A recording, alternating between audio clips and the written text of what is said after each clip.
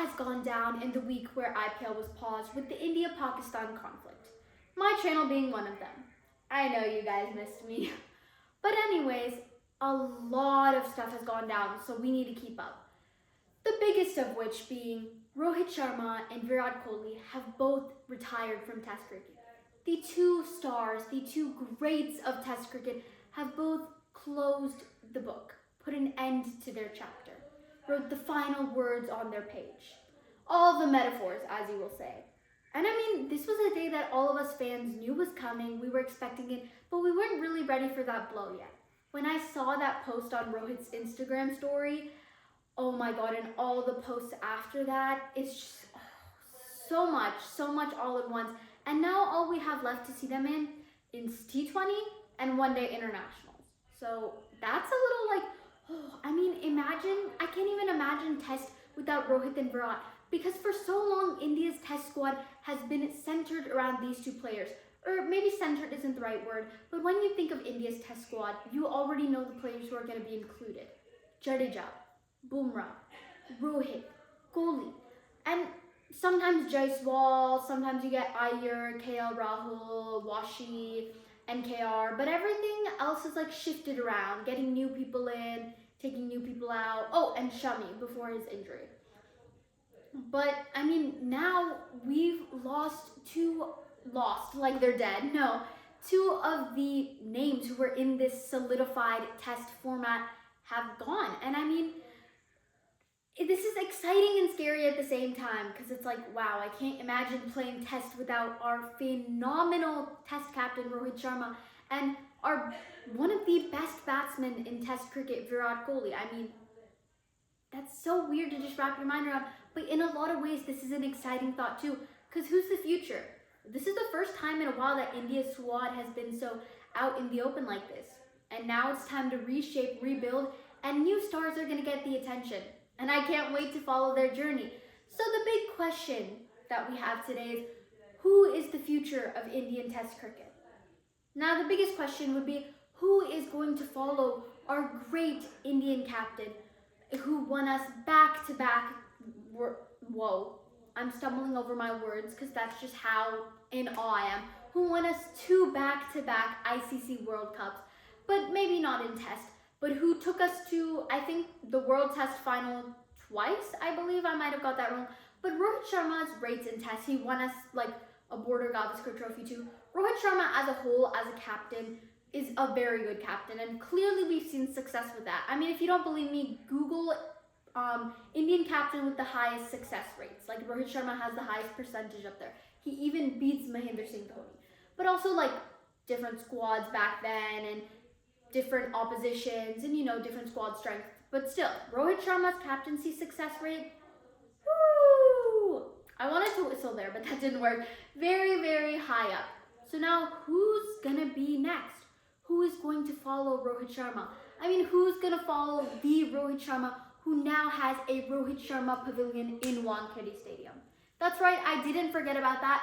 How could I forget about that? My dream is to go to Wankhede and either watch Mumbai's match or watch the T20 World Cup there, you know, Mission 2026 in the Rohit Sharma pavilion. I mean, that would just be spectacular. Chills, literal chills.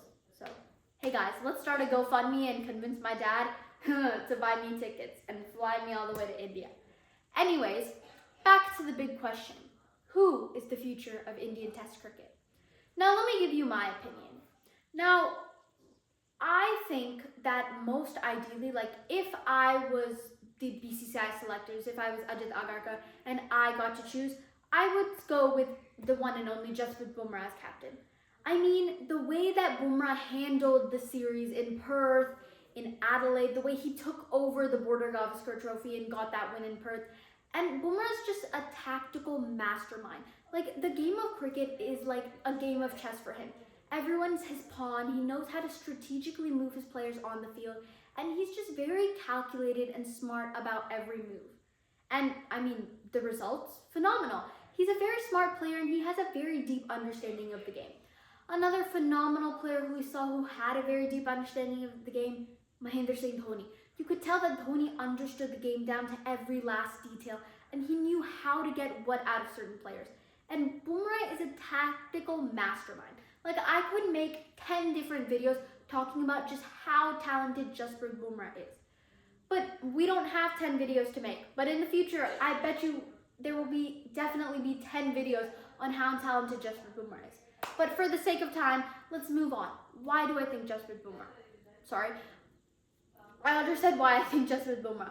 But why would BCCI lean against Jasprit Bumrah? Now, when you're playing with such intensity that is Bumrah, his bowling action is very unique, right? There's so much force put into it. Bumrah is more injury prone, and also you don't want to overuse Bumrah. That's what happened during the Border Gavaskar Trophy, and that's what led to the back spasms. With Bumrah as captain, he would have to play more and more games, and there are just some test series and some matches when India doesn't really need Bumrah to play because India's squad is set. We don't want to overwork this national treasure player that we have, you know? Save him for the World Cups, save him for the test series against Australia and New Zealand. We don't want to overuse him and overwork the guy. So because age catches up with you at some point. Right now, Bumrah is still on the young side-ish. He's like 30-something. But in a couple of years, he could be rendering that age catching up with you a little bit. And that does take a toll on fast bowlers, I would say, more than it does batsmen. Now, who is BCCI leaning towards? There are reports saying that BCCI is leaning towards Shubman Gill. Now, that's a very valid choice. Gill is a pretty consistent player in the test format. He bats at 3. And he's had captaincy experience with Gujarat. So Gill would be a good move. I just think that when you have someone like Jasprit Bumrah on your team, it just seems so wrong to pass him up for captaincy. And especially because it's not like he's inexperienced, like he's taken captaincy before. So if I really had a choice, I would really, really love to see Bumrah as captain. But also we have to keep in mind of Bumrah's well-being and Bumrah's injuries and not overusing him. And if he's captain, he would constantly have to be there. So I guess it would be more sensible and logical to give it to Gill. Rishabh Pant was also an option there, but after the Border Gavaskar incident with stupid, we'll see how that goes. We'll see how Pant adds to the mix. Pant is a firecracker, but sometimes a firecracker is not what you need in desperate, dire situations. Now that we've covered Rohit's replacement, let's talk about Kohli's replacement. Only let's be truthful, these two stars are so great, no one could ever truly replace them, could truly replace the caliber that they have. But for now, we're just looking for someone to become a new star. So I think at 4, likely Shreyas Iyer would step in and play there. We know that Iyer has played at 4 sometimes when Kohli hasn't been there, and he's done well in the test format, honestly. And BCCI also did add him to their new contract list. I think Iyer got bumped up on their contract list to like grade B or something. So I think Iyer definitely has a future, and he's definitely being used more and more. And he's a very clutch player, so I think he'll definitely be up there. I also think that we'll see more of KL Rahul opening now, because earlier we would always see Rohit and Yashasvi opening, and KL Rahul was our highest run scorer during Border Gavaskar Trophy. Correct me if I'm wrong. So I definitely think that we'll see more of KL Rahul and Shreyas Iyer in the squad, and they'll kind of become like more rooted to the test format squad. So we'll definitely see more of them having like fixed positions in the squad. Or who knows, a wild card could completely come, and you never know what happens, and that's the beauty of the game. That's the beauty of cricket.